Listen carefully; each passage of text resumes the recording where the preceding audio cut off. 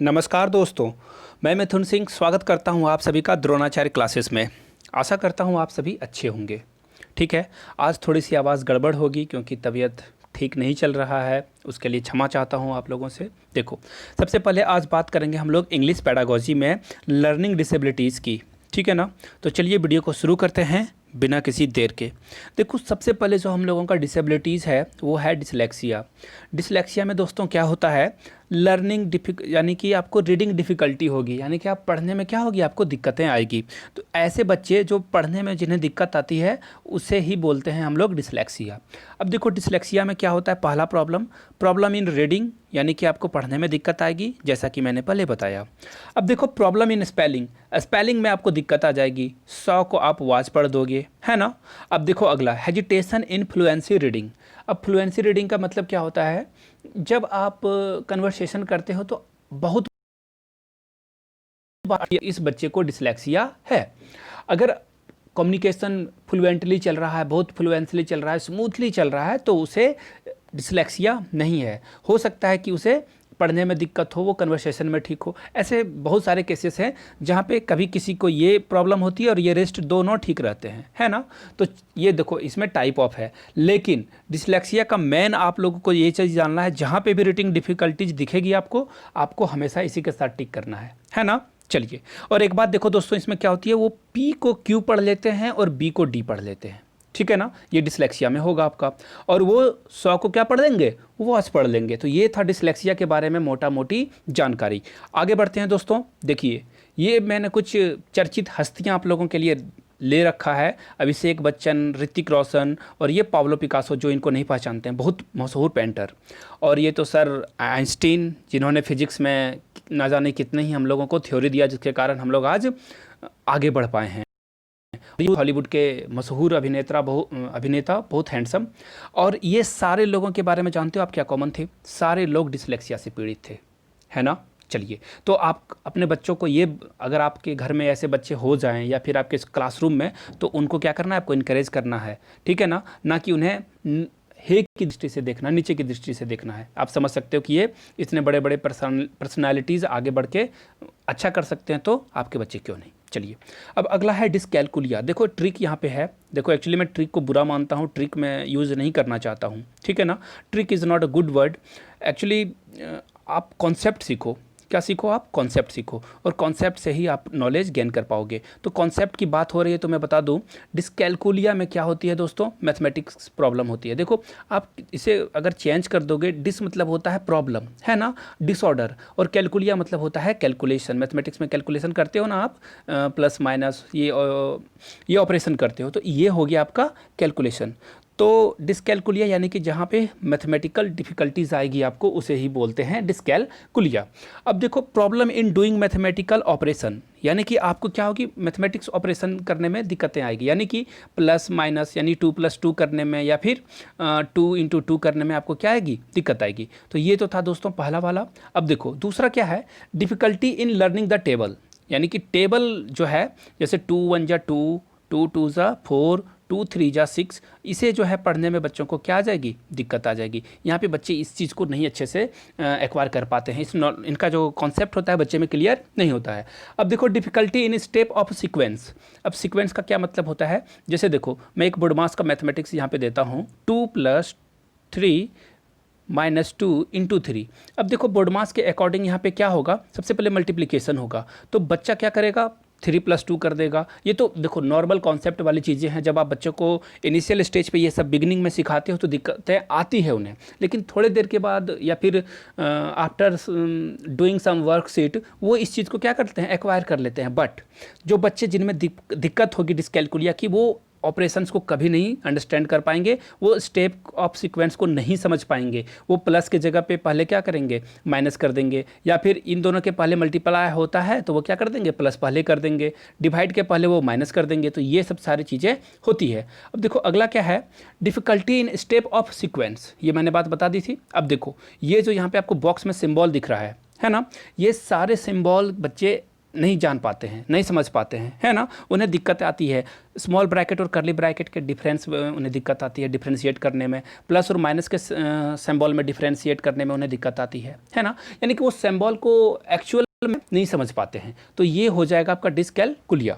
देखो सीटेट में इससे 1 नंबर तो आप आंख बंद करके रखो कि 1 मार्क्स का क्वेश्चन तो डेफिनेटली आने वाला है, 1 मार्क्स एटलीस्ट की बात कर रहा हूं मैं, है ना। 1 मार्क्स का क्वेश्चन आपको सीडीपी या फिर इंग्लिश पैडागोजी, हिंदी पैडागोजी या मैथमेटिक्स के पैडागोजी में कहीं ना कहीं ये क्वेश्चन आपको गारंटी में देता हूं। आपको मैं प्रीवियस ईयर की पेपर कराना चाह रहा हूं। जिन लोगों को प्रीवियस ईयर की पेपर चाहिए आप कमेंट करके बताना कि प्रीवियस ईयर की पेपर भी करा दो डिसऑर्डर के बारे में, लर्निंग डिसेबिलिटीज के बारे में, तो मैं करा दूंगा। अब देखो दोस्तों, प्रीवियस ईयर के जो केबीएस, DSSB, सीटेट और एसएससी से 10 साल में जितने भी क्वेश्चन पूछे गए हैं टॉप 50 इडियम्स के, जो बार बार एग्जाम में पूछे जाते हैं, वो मैंने सारा एक जगह करा रखा है। आपको क्या करना है, सिर्फ नीचे जो लिंक दिया है दोस्तों द एजुकेटर का, उसको जाके चैनल को सब्सक्राइब कर लेना है और वहाँ पे वीडियो सेक्शन में जाके आप इस वीडियो को खोज लेना और इसे पूरी देख लेना। देखो चैनल पर बहुत सारे वीडियोज़ हैं जो आपके लिए इन्फॉर्मेटिव है। आई होप कि आपको मेरी टीचिंग स्किल पसंद आ रही है। अगर आपको मेरी टीचिंग स्किल से बेनिफिट लेना है तो आप द एजुकेटर को सब्सक्राइब करो, है ना। बहुत लोगों ने सब्सक्राइब किया, जाके उन सबको हाथ जोड़ के बहुत बहुत धन्यवाद, बहुत बहुत बधाई। आप लोगों ने जाके चैनल को सब्सक्राइब किया। अब हम लोग मिल के आगे बढ़ेंगे। चलिए अब आगे देखो, अगला जो हमारा है डिसऑर्डर वो है डिसग्राफिया, यानी कि देखो ग्राफिया। अब ग्राफिया का क्या मतलब होता है, जैसे ग्राफ वगैरह आप लोग ड्रॉ करते हैं ड्राइंग पेपर पे, है ना, ऐसे चार्ट वगैरह बनाते हैं, ये है ना, यहाँ पे ऐसे कर्व वगैरह ये सब हम लोग चार्ट पेपर में बनाते थे, याद है ना।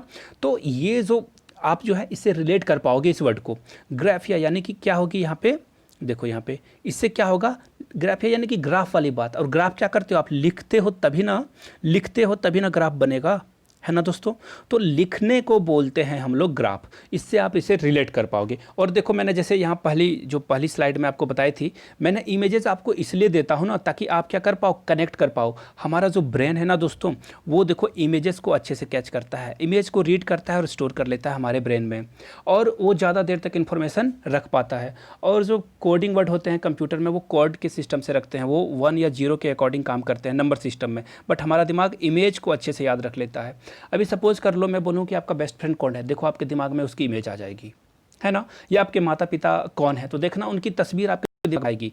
तो इसलिए मैं चाहता हूं कि ज़्यादा से ज़्यादा इमेज आपको दूं। देखो यहाँ पे भी मैंने क्या किया था, एक इमेज दे रखा था आपको, ताकि आप इसको क्या कर पाओ, समझ पाओ, है ना। इसकी PDF आप चाहो तो टेलीग्राम चैनल से, हमारे द्रोणाचार्य क्लासेस के जो है टेलीग्राम चैनल है, वहाँ पे आप जुड़ जाओ, वहाँ आपको इसकी PDF मिल जाएगी। टेंशन नहीं लेना है, पढ़ाई जम के करनी है हम लोगों को।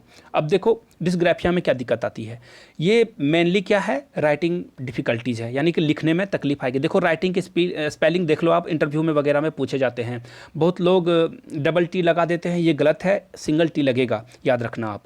और ये एग्ज़ाम में पूछे जाते हैं, इंटरव्यू में पूछे जाते हैं, ट्यूशन की स्पेलिंग पूछी जाती है कभी कभी इंटरव्यू वगैरह। अब तो देखो नई शिक्षा नीति के अकॉर्डिंग आप लोगों को बहुत सारा काम करना है, अपने ऊपर अपने आप को डेवलप करना है। तो इन सब छोटी छोटी चीज़ों को आप आज से जोड़ना शुरू कर दो। इवन आप एक नोटबुक तैयार करो जहाँ पे ऐसे वर्ड हैं, नेसेसरी हो गया, ये सब वर्डों को क्या करना है, आपको पूछा जाता है ना। चलिए अब आगे बढ़ते हैं।